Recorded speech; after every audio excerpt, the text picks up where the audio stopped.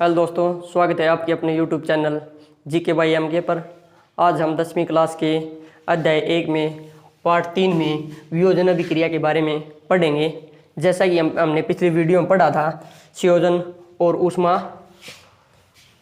सेप्य अभिक्रिया के बारे में, आज हम वियोजन अभिक्रिया के बारे में पढ़ेंगे। वियोजन अभिक्रिया क्या होती है? वियोजन, देखो भी इसके इस शब्द में छुपा हुआ है कि ये अभिक्रिया क्या होती है। जैसे कि वियोजन, वियोजन का मतलब होता है टूटना, टूटना, खंडन होना। वियोजन अभिक्रिया वह अभिक्रिया होती है, इस अभिक्रिया में एकल अभिकर्मक टूटकर छोटे छोटे उत्पाद का निर्माण करता है, उसे हम वियोजन अभिक्रिया कहते हैं। जैसे कि फेरिक सल्फेट, जब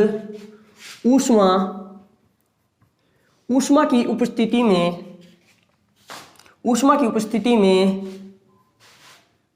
फेरिक ऑक्साइड और सल्फर डाइऑक्साइड और सल्फर ट्राइऑक्साइड में खंडित होता है, इसे हम वियोजन अभिक्रिया कहते हैं। देखो वियोजन अभिक्रिया यह अभिक्रिया होती है, ये हमने सीखा भी अभी कि वियोजन अभिक्रिया में एकल अभिकर्मक टूटकर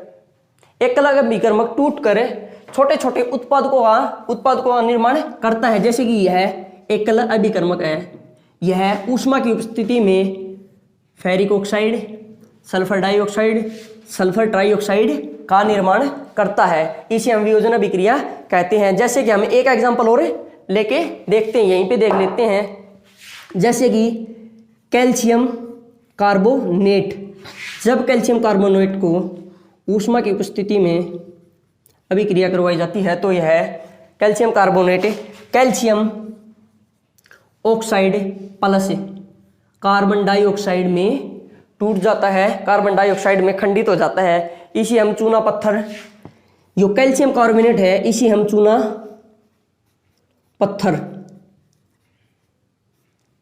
पत्थर भी कह सकते हैं। और हम कैल्शियम ऑक्साइड को बुझा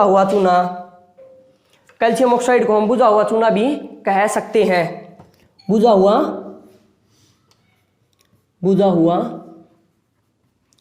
चूना। देखो भी वियोजन अभिक्रिया यह अभिक्रिया है। अब हम अगली अभिक्रिया की ओर चलते हैं, वह अभिक्रिया है ऊष्मा शोषी अभिक्रिया। ऊष्मा शोषी अभिक्रिया क्या होती है?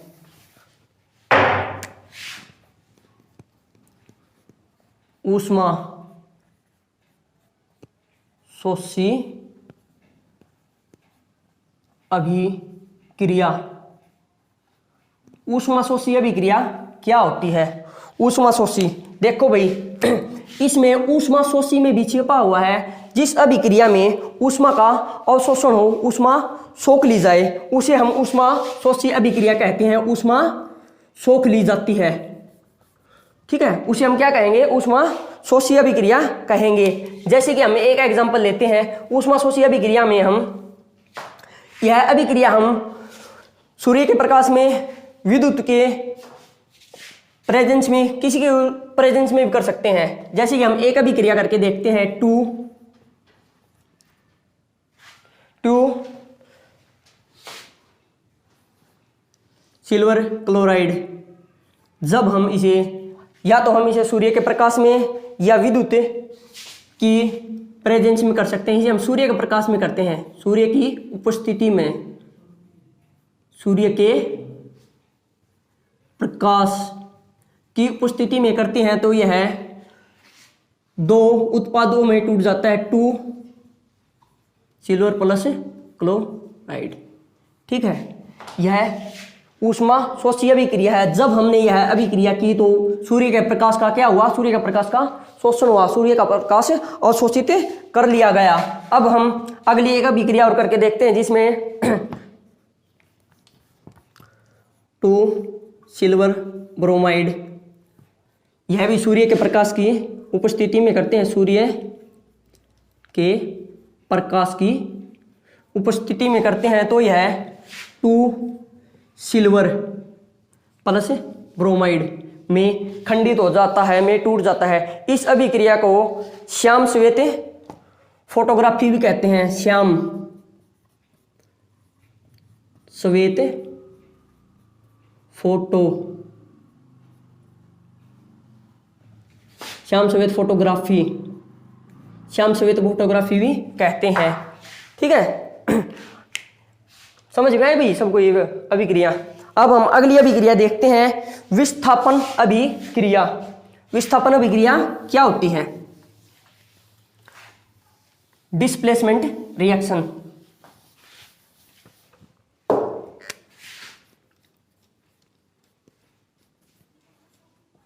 विस्थापन अभिक्रिया क्या होती है? देखो भाई, हर एक अभिक्रिया के नाम में छिपा होता है कि वह अभिक्रिया क्या होती है, किस प्रकार की अभिक्रिया होती है। इसमें देखो विस्थापन, विस्थापन का मतलब होता है किसी दूसरे के स्थान पे आ जाना, विस्थापित हो जाना। अगर एक विस्थापन अभिक्रिया वह अभिक्रिया होती है जिसमें अधिक अभिक्रियाशील तत्वों कम अभिक्रियाशील तत्वों को विस्थापित कर देता है। जैसे कि हमें एक एग्जांपल लेके देखते हैं, iron react with copper sulphate. जब आयरन की अभिक्रिया कॉपर सल्फेट के साथ करवाई जाती है तो वह, जब आयरन की अभिक्रिया कॉपर सल्फेट के साथ करवाई जाती है तो वह आयरन सल्फेट प्लस में कॉपर का निर्माण करता है। इस अभिक्रिया में देखो भी विस्थापन, विस्थापन का मतलब होता है स्थानांतरित करना।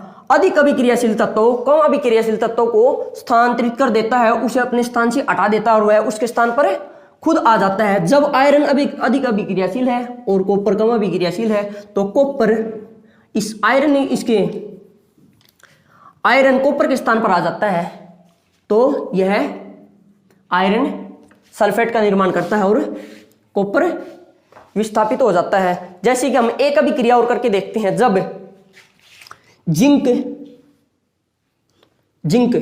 Zn की अभिक्रिया कॉपर सल्फेट के साथ करवाते हैं Zn प्लस CuSO4 तो यह जिंक सल्फेट प्लस में कॉपर का निर्माण करता है। इस अभिक्रिया में भी देखो अधिक अभिक्रियाशील तत्वों ने कम अभिक्रियाशील तत्वों को विस्थापित कर दिया। यह अभिक्रिया क्या कहलाएगी? विस्थापन अभिक्रिया, डिस्प्लेसमेंट अभिक्रिया। अब हम अगली अभिक्रिया की ओर चलते हैं।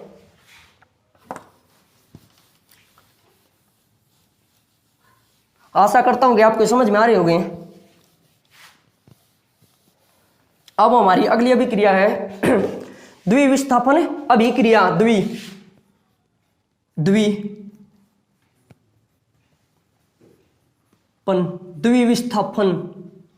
अभिक्रिया।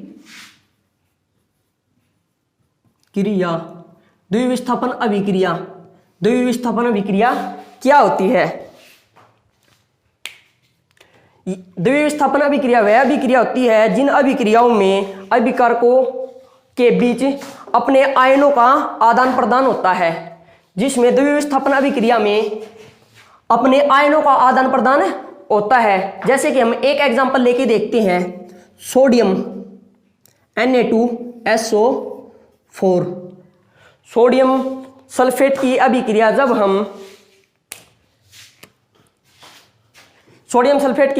जब हम बेरियम